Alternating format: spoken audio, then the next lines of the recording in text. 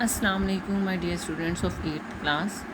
آپ جانتے ہیں کہ ہم نے ایکولوجی کا چیپٹر سٹارٹ کیا ہوا تھا اور اس کا تھوڑا آپ کو بتا چکی ہوں. میں آکسیجن سائیکل پڑھا تھا، کاربن سائیکل پڑھا تھا، ہربی وورس، کارنیورس.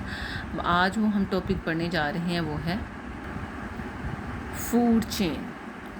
فوڈ چین میں ہم نے پڑھ چکے ہیں ہم کہ سب سے پہلے اس میں پروڈیوسرز آئیں گے، دین ہمارے پاس پرائمری کنزیومرز آتے ہیں، سیکنڈری آتے ہیں، ٹرشری آتے ہیں، اور پھر لاسٹ پہ جب ٹرشری کنزیومرز، پرائمری اور سیکنڈری کنزیومرز مر جاتے ہیں، زمین میں چلے جاتے ہیں، ہم دفن کر دیتے ہیں، ویسے گل سڑ جاتے ہیں، تو وہ جو ان کو گلانا سڑانا جو ہے اس پہ کون کام کرتا ہے؟ اس پہ کام کرتا ہے ڈیکمپوزر. تو ابھی ہم دیکھیں گے اسی ٹاپک کے بارے میں کہ فوڈ چین سے ہمیں کیا انفارمیشن ملتی ہے اور فوڈ چین سٹارٹ کس سے ہوتی ہے اور اینڈ کس پر ہوتی ہے.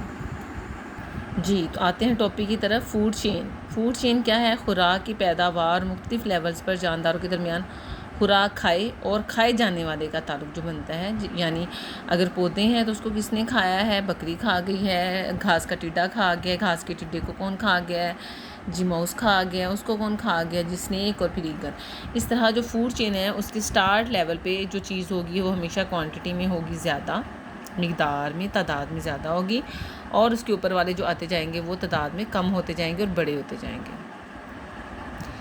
اب اس کی وضاحت ہے، ایکسپلینیشن ہے. ایک فوڈ چین پروڈیوسر لیول سے شروع ہوتا ہے اور اس کے بعد ہربیورز لیول آتا ہے. پروڈیوسر پودے، اس کے بعد پودے کھانے والے آگے جن کو ہم پرائمری کنزیومرز کہتے ہیں. پھر پودوں کو کھانے والے جو ہیں وہ جنہوں نے پودے کھائے ہیں ہربیورز، ان کو کھانے والے گوشت خور آگے ہیں جن کو ہم کہتے ہیں کارنیورز، سیکنڈری کنزیومرز اور ٹرشری.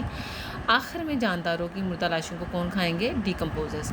جیسے آپ دیکھ لیں، آپ اپنا کوڑا کرکٹ، گھر کا سبزیوں کا کوڑا اور یہ فروٹس اور یہ ساری چیزیں جب پھینکتے ہیں تو کچھ دنوں کے بعد وہ جو ہیں وہ گل سڑ جاتی ہیں. اب ان کو کون سی چیز ہے جو گلا دیتی ہے؟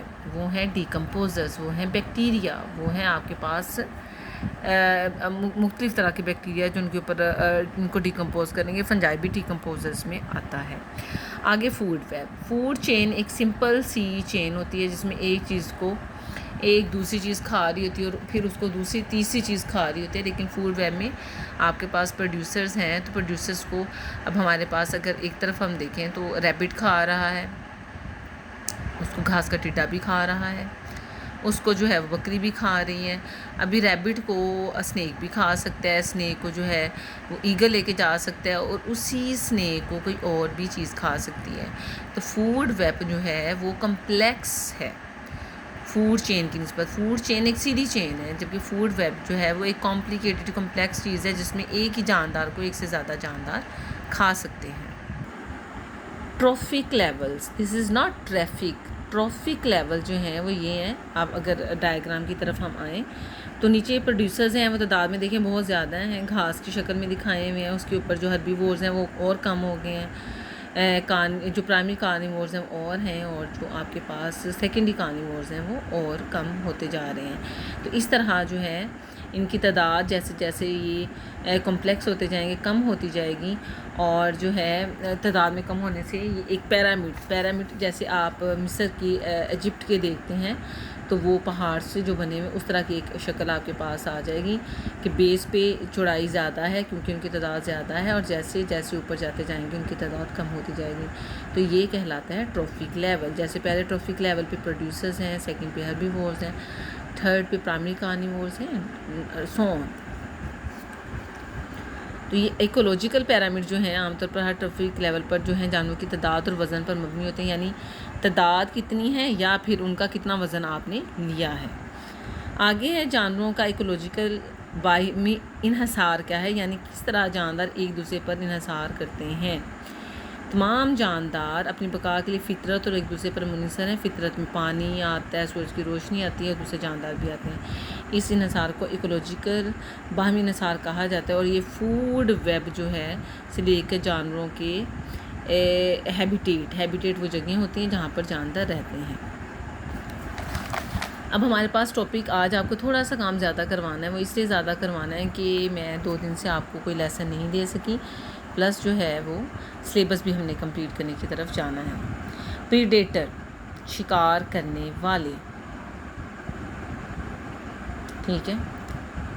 وہ کنزیومر جو خوراک کے طور پر دوسرے جانوروں کا شکار کرتے ہیں انہیں کیا کہتے ہیں؟ پریڈیٹر. جیسے شیر بکری کا شکار کر رہا ہے، گائے کا شکار کر رہا ہے. جیسے سانپ چوہے کا کر رہا ہے تو سانپ کیا ہے؟ وہ پریڈیٹر ہے. اور چوہا کیا ہے؟ وہ پرے. جو شکار بن جائے وہ پرے ہے.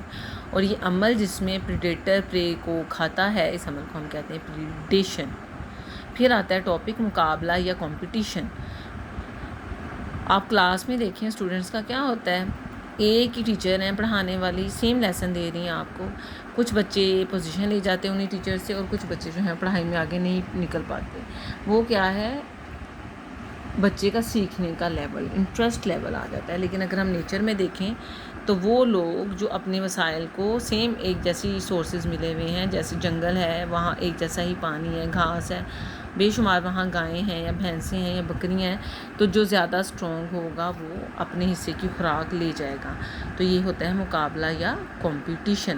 جیسے آپ دیکھیں جو گھنے جنگلات ہیں پہاڑی علاقوں میں، تو درخت بہت اوپر تک چلے جاتے ہیں. کیوں جاتے ہیں؟ ان کی اتنی جو ہے ہائٹ کیوں ہوتی ہے؟ اس وجہ سے ہوتی ہے کہ انہیں سورج کی روشنی چاہیے.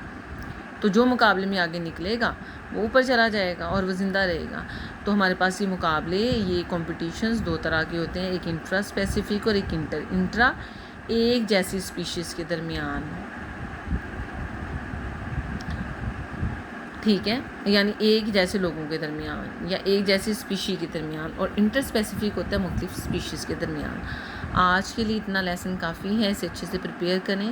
صبح ملتے ہیں انشاءاللہ. اللہ حافظ.